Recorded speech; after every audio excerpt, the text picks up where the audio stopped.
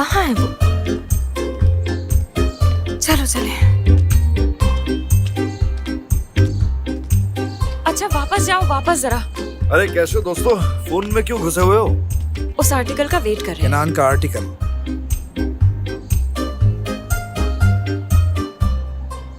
अरे आर्टिकल वार्टिकल छोड़ो तुम यार। तुम दोनों के लिए रिश्ते वाली रास्ते में। रिश्ता? कैसी रिश्ते वाली? रिश्ते वाली जो शादियां करवाती हैं। किसने कहा ये तुम लोगों से? दादी माँ ने कहा होगा जरूर।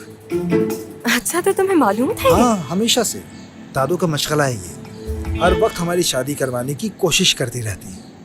यानी क्या मतलब है? वो अक्सर तुम दोनों के रिश्ते करवाती रहती हैं ऐसे? हाँ, हमारी दादू जरा सी। आर्टिकल पब्लिश हो गया। बाबा बाबा बाबा, आर्टिकल सब क्या कहाँ है बाबा?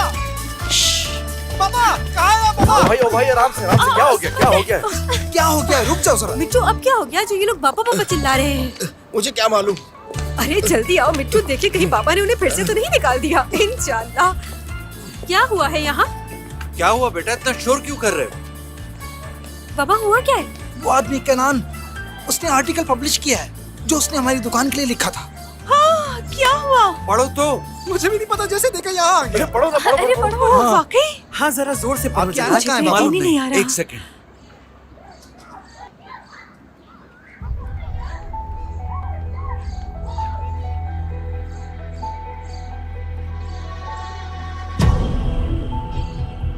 बाबा क्या हुआ? बेशरम, नाकारा इंसान। ये याद रखना कि ऐसे ही नाम नहीं देते लोग तुम्हें। रस्सी तुम्हारे गले में डालकर मैं तुम्हें। अरे बाबा, क्या लिखा है इसमें? मुझे भी दिखा लिखा है इसमें। एक मिनट, खोल रहा हूँ। आयशा खोलो इसे। जी। कुछ जायके आपको एपिक लिखने पर मजबूर करते हैं और कुछ जायके ऐसे होते हैं जैसे चूहे का जहर जो आपकी जान ले लेते हैं। चले मैं मुख्तसर जिक्र करता हूँ। मैं यहाँ हासमानती का हवाला देता हूँ। अगर आप टर्किश डिक्शनरी में से हॉरिबल का लफ्ज हटाकर हासमानती लिख दें तो ये गलत ना क्या होगा। लिखा है?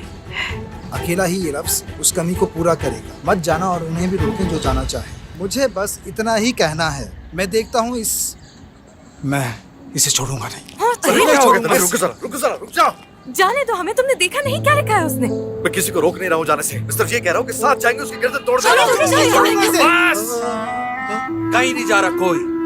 अब तक जिस किसी ने पढ़ना था पढ़ चुका है। तुम खुद उस कमीने को हमारी दुकान पर लाए और हमारी रेसिपी भी चुरा ली कि वो अच्छा आर्टिकल लिखेगा।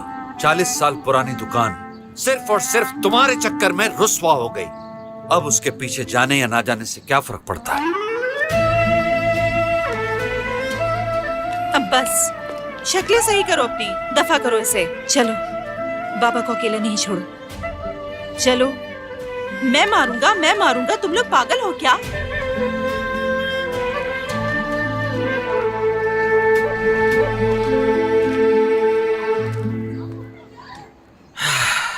ऐसा लग रहा है कि मैंने ही कहा था कि यास्मीन की मानती नहीं होगी। अब मैं ही बुरी बन गई हूँ। मानती वाले को भी बर्बाद कर दिया। मेरे पीछे आओ शुए। आ रहा हूँ, सामान उठा लूं जरा। मेरे हाथ।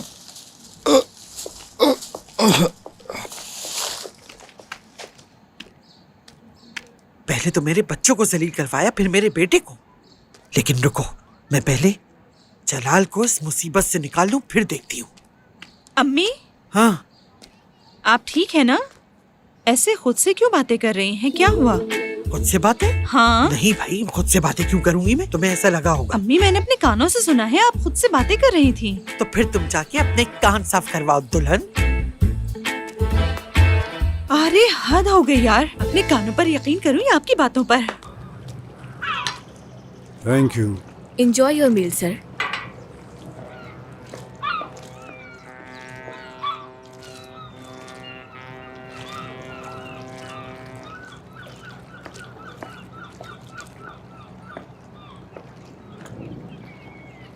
भाईजान, एक बात बताइए, आपने क्या वो न्यूज़पेपर में कॉलम पढ़ा है? मेरा मतलब है कितनी बुरी चीजें लिखी हैं उसमें यास्मीन की शॉप के बारे में। किसके हिसाब से बुरी है? ऐसे बंदे का उन्हें एक कॉर्नर में जगह देना भी एहसान है। तुम्हें क्या लगता है, क्या ये उनके ऊपर एहसान नहीं है? ये तो एहसान है। आपने ही किया है ना? हाँ मैंने किया है। क्या बात है आपकी? सही कहा, क्या बात है मेरी। लेकिन तुम इतना क्यों परेशान हो रही हो गुलरेज? क्या तुम नहीं चाहती आतिश घर वापस आ जाए? बिल्कुल चाहती हूँ, क्यों नहीं चाहूंगी, लेकिन इस तरह से किसी को तकलीफ पहुंचाकर हरगिज नहीं चाहूंगी। मैंने किसी को कोई नुकसान नहीं पहुंचाया, ना ही तकलीफ दी है। और ये जो कुछ भी हुआ है इसके जिम्मेदार आतिश ही है। जब तक वो घर वापस नहीं आएगा और वो छोटे छोटे लोग अपने छोटे छोटे मसलों में ऐसे ही उलझे रहेंगे जब तक वो मेरी बात ना मान ले। आपको कभी नहीं समझ सकूंगी।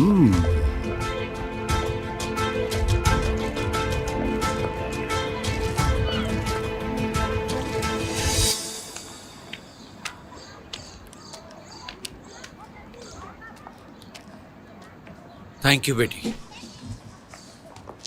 जलाल, परिहान ने मैसेज किया था, क्या लिखा था उसने यार? कुछ न पूछे भाई, उस आदमी ने तो खत्म करके रख दिया हमें। बस वो बच्ची ने भरोसा करके अपनी रेसिपी दे दी उसे। अरे यार, ये क्या कह रहे हो तुम? मेरा तो फ्यूचर खत्म हो गया।